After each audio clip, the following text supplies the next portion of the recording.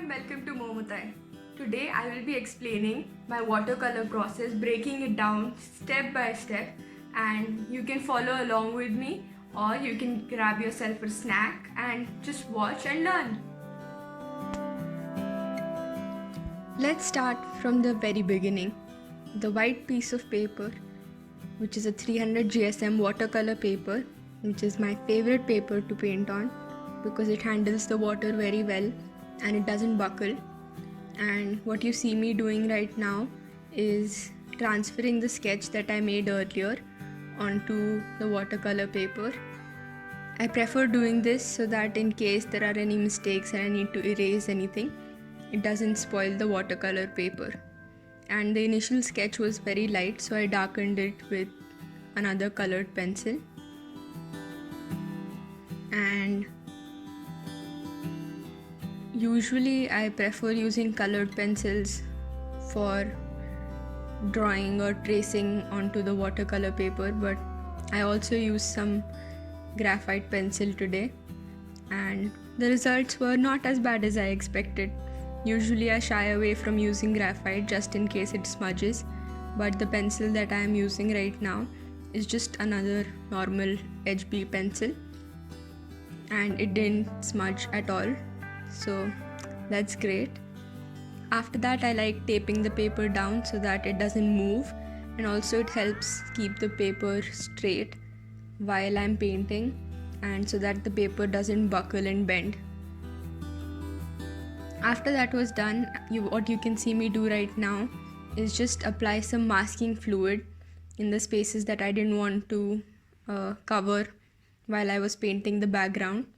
And I used some Camlin blue and crimson red, which are among my favorite colors right now to use. They mix beautifully and create this really deep purple color, and also I like using them while making skin tones, so win-win situation. I'll explain later why I chose these two colors for another reason, but for now you can see me painting the background. And as you can see, using the masking fluid helps me to keep very clean edges, and it also helps me to make the process faster because I don't have to worry about, coloring outside the lines.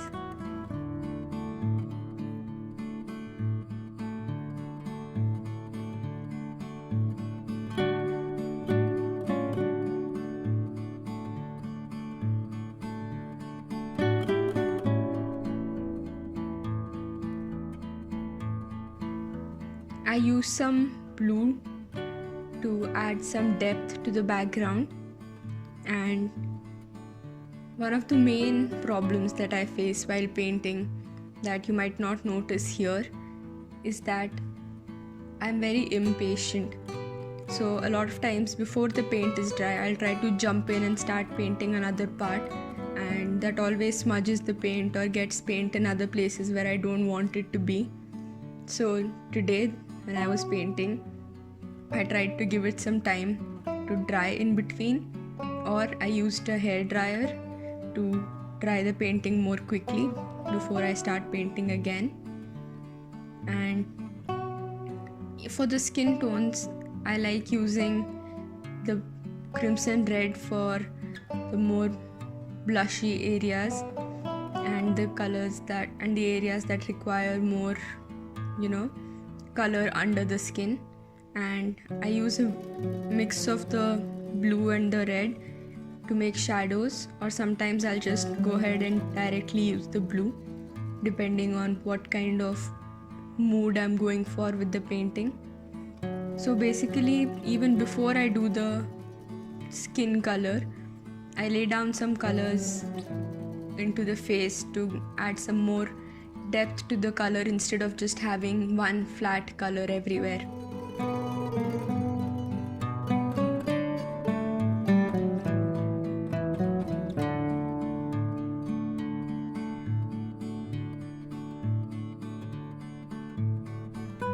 So when you see me pick up the paper and leave, it's basically just me going and hair drying it next to my table.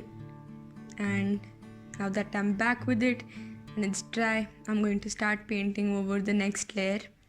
And for that I'm using some burnt umber and some raw sienna because I wanted a darker skin tone. And even this, you'll notice, is not just the final layer of the skin, and I'm using it again to define some shapes and shadows within the painting and to add a base color. Finally, later you will see me use the burnt umber to add the final skin color and to add the shadows.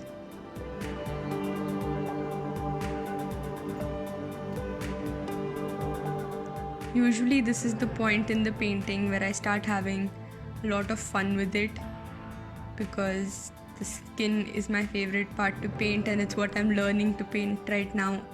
And I think I'm getting better at it slowly and steadily, but it's quite fun to paint the skin and to paint the face. It's my favorite part.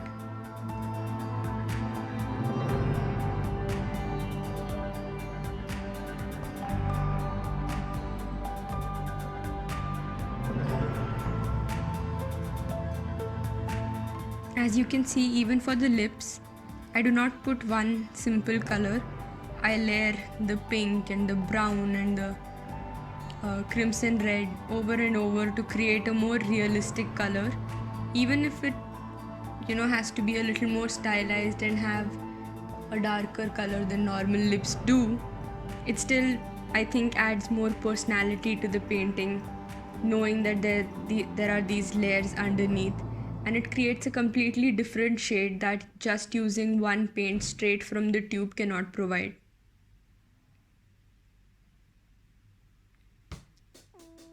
Now I'm going to start painting all the other parts, and I'm going to quickly remove all the masking fluid.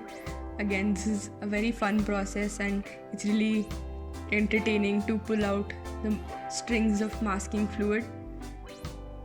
And now, as you can see, the blue that I had used in the skin and the blue that I had used for the background is the same blue that I am mixing with yellow to create the leaves and to make the green of the leaves.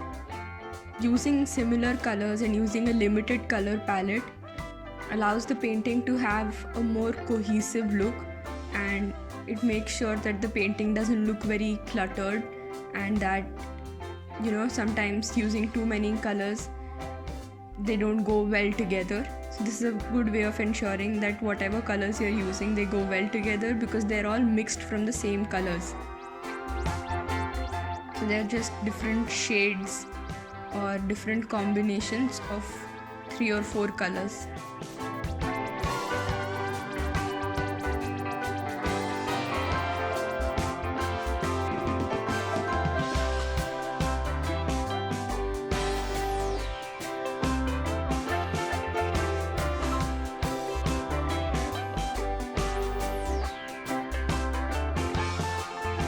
I tried to use different mixtures of the dark and light green to add some variation to the leaves.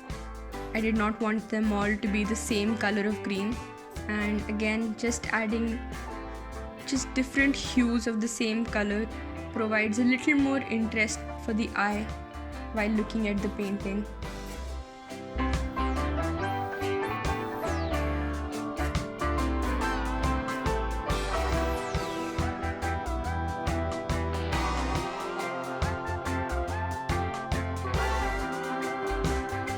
So far I like where the painting is going. I think it's looking a little more cohesive, and now I'm also going to start painting all the hair, and for that also I'm using another darker shade of blue.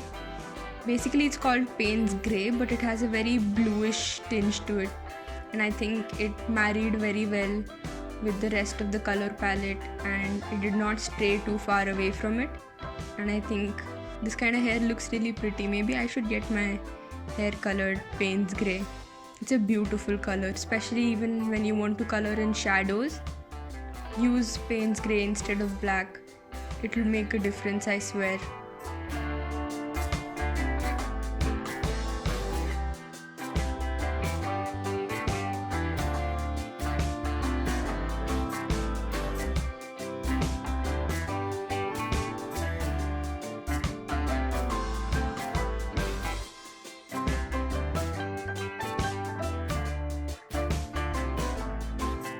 I tried incorporating the Payne's grey a little more into the face as well by mixing it into the shadows and by using it to color her eyes and her eyebrows. Again, it's all about trying to create a very comprehensive color palette without using too many colors, and too many is up to you to decide, but just remember, the fewer colors that you use, the more comprehensive the painting will look, the more all the colors will go well better if you use less colors.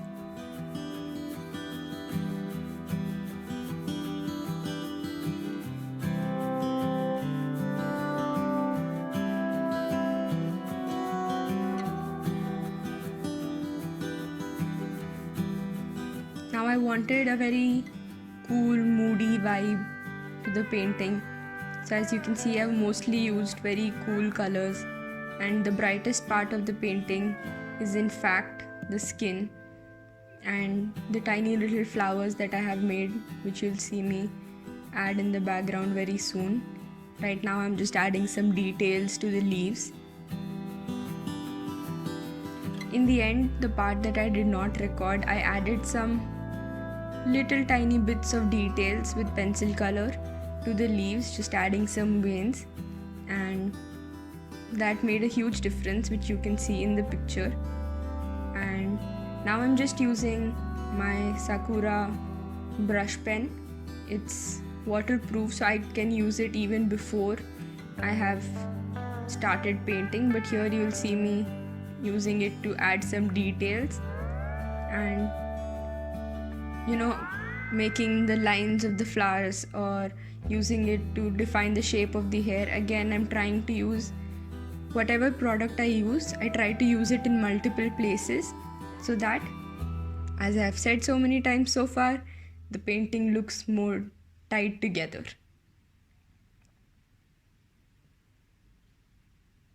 Also, I'm sorry for my face coming in between, creeping into the painting sometimes.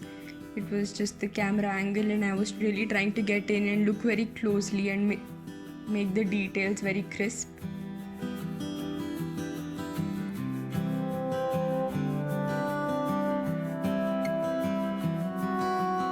And now I'm almost done with the painting, you'll see. And I'm just going to pull off all the tape from the sides, which is another satisfying part of painting, and using the white pen to add some highlights to the face. And that's it, we're done. Ta-da!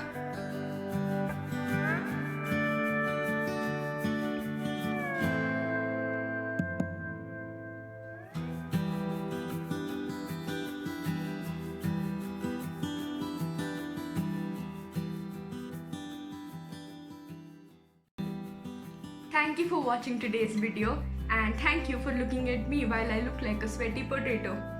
But I need to tell you a secret. Next week's video is going to be another Netflix and Art episode about Bulbul, which is an amazing movie. So I really hope you guys are going to be here next Thursday at 6 p.m. I have some cool artwork planned for you guys and a good review without a lot of spoilers.